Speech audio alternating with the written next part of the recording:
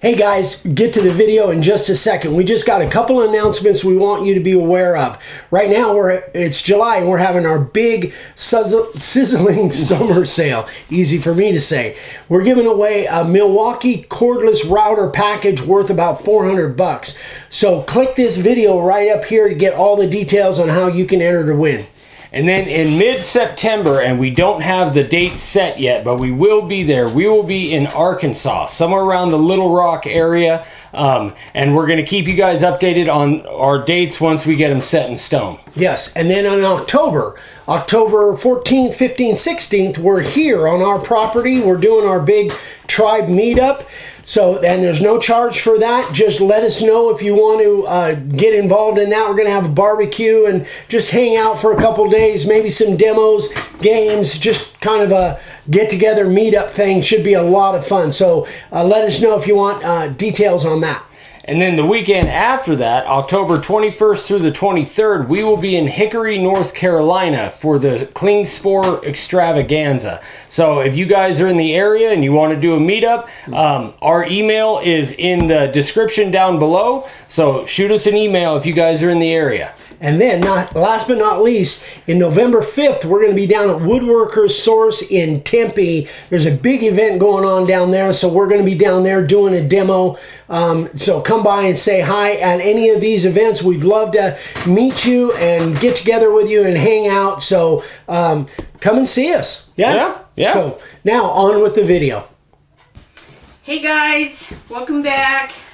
So I have a new project that I'm starting. My niece is getting married and I am going to make her a polenta board.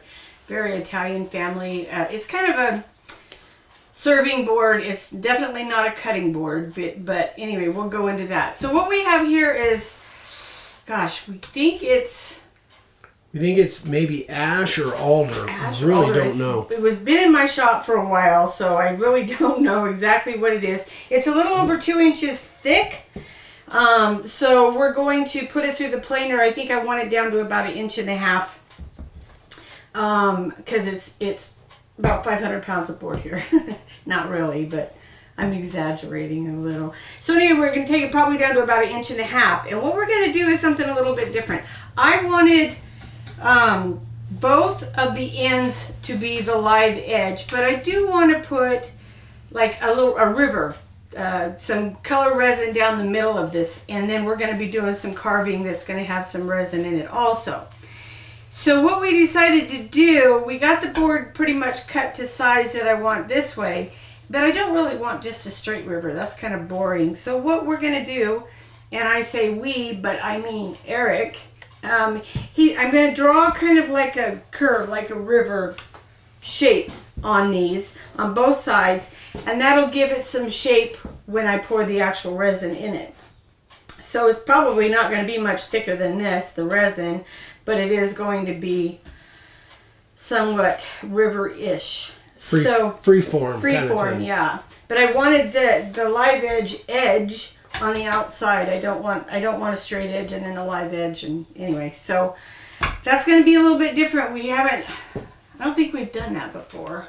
No, because that river, I'll probably do that with the bandsaw. With the bandsaw, and that thing scares the bejeebers out of me, so he's going to be doing that. So, but before we do that, I want to plane this down to about 1.5 inches so that he's not wasting so much energy and blade cutting something thick that's just going to be cut down to 1.5 inches thick.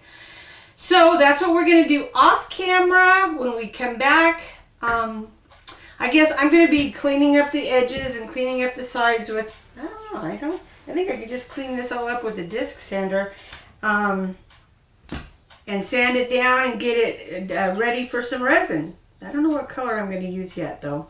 But anyway, so stick with us, and we're not going to show you the planing and that kind of stuff. You've seen all that before. So we're going to get it done and then we'll come back. All right, guys, it is my turn to do some work on this. This is mostly going to be Vicky's thing, but Vicky's not real comfortable with the bandsaw. Now, normally speaking, like you guys have seen me do with the triple L sign, I'm much more comfortable doing this kind of a deal with a router. So what is that then? This is where these two pieces are going to go together, and this is going to be like a epoxy that's river. my faux river. Yeah, it's going to be a river. So there's two pieces. The other one, we'll show you that in a minute, but this one I'm going to do on camera. The other one we already did. And again, I'm not sure whether the bandsaw is the way to do this. I would rather do it with a router because I was born with a router in my hand, basically.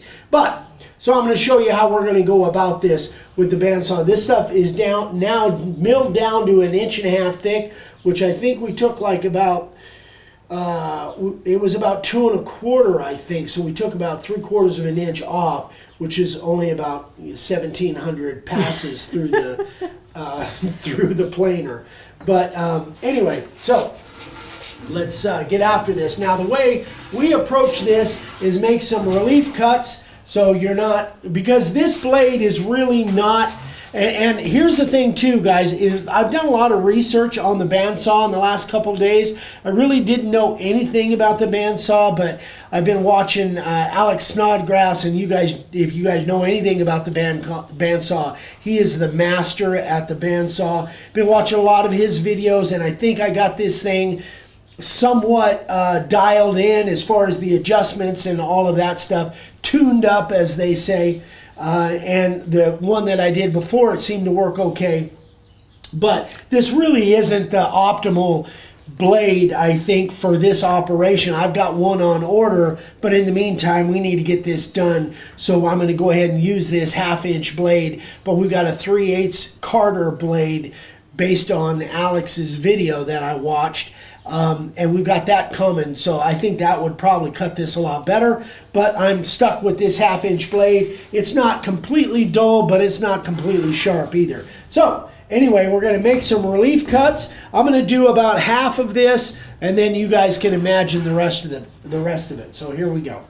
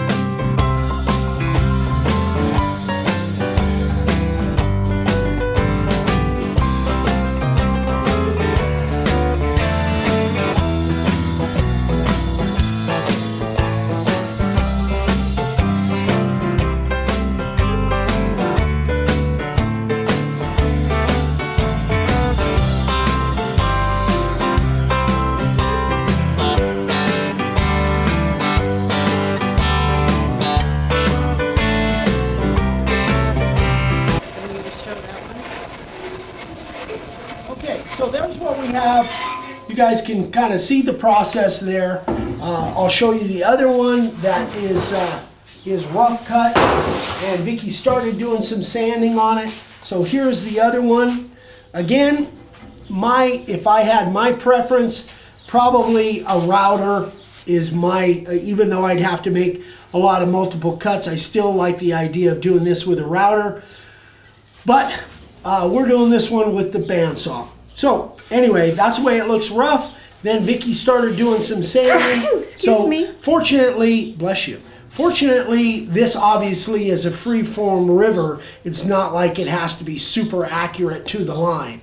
So anyway, that's what we're gonna do, guys. We're gonna finish this up off camera, and then when we come back, they'll both all be sanded down. I think then Vicky's gonna take it back over and do some sanding on the edges. So we'll be right back. All right, hey guys, welcome back. Okay, so let me kind of update you on what we did. We had talked about.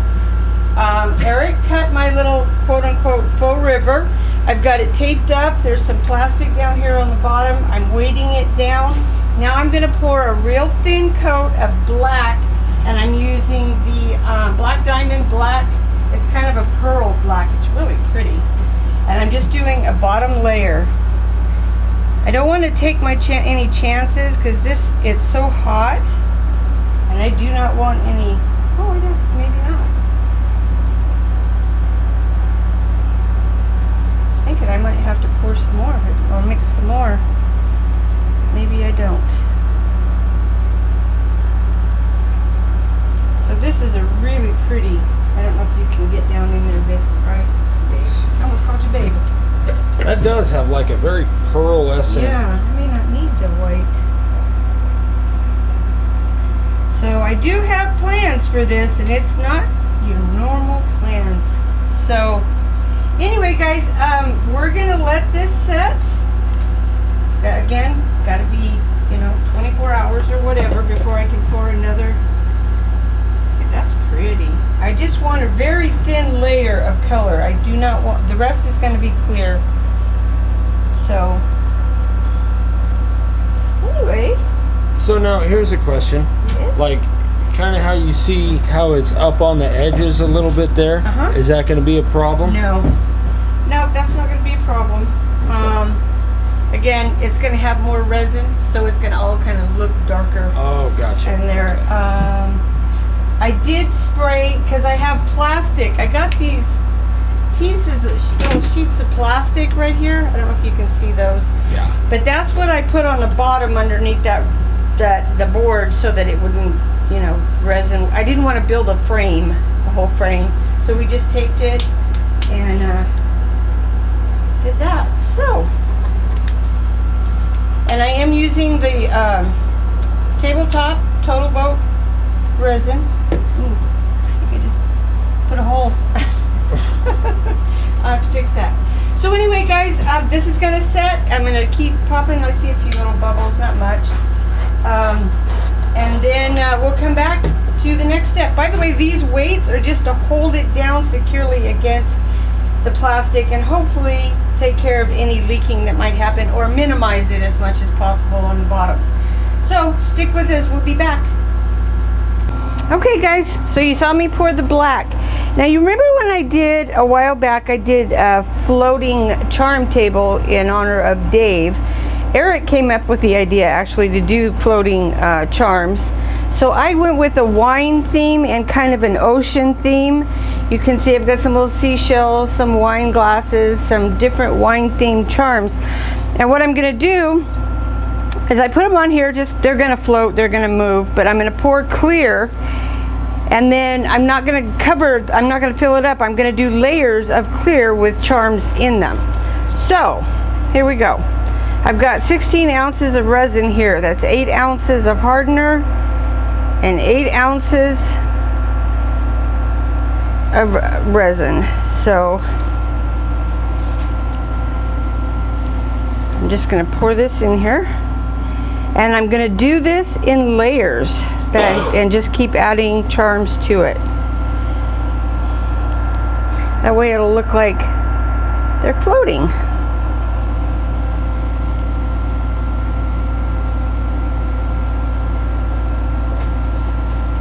Oh, this does. I may have a little too much here, but that's all right. I know next time I'm not going to make 16 ounces.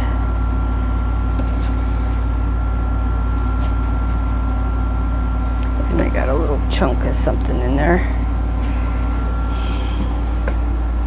So that's what that is. And these, I don't know if you can see the charms that are on the board. I just got them on Amazon. Cute little charms. And I think I'm gonna,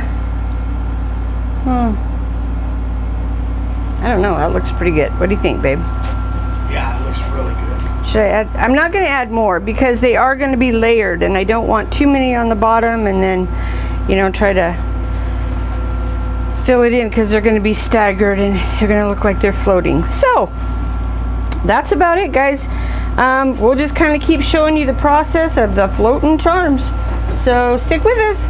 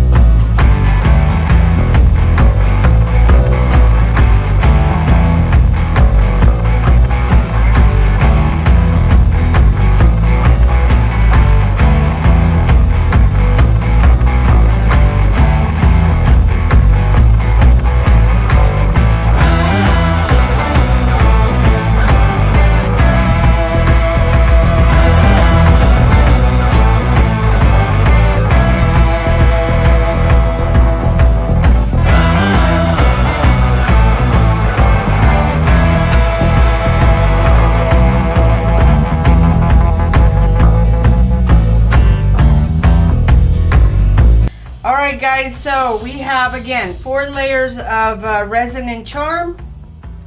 I'm going to let this finish. We're going to go ahead and close this up because the video is going to be a little bit longer. We'll have a second one where we'll finish it up with the other things that we have planned for it. So thanks for watching, guys. Let's see, give us a thumbs up, give us a like. Watch on Instagram, makeawoodsign.com. If you need any supplies, check out the website, makeawoodsign.com. If you have any questions, email me, Vicki@davesigns@gmail.com. And that's it. We look forward to the next one. Keep watching, guys. Thanks. Bye.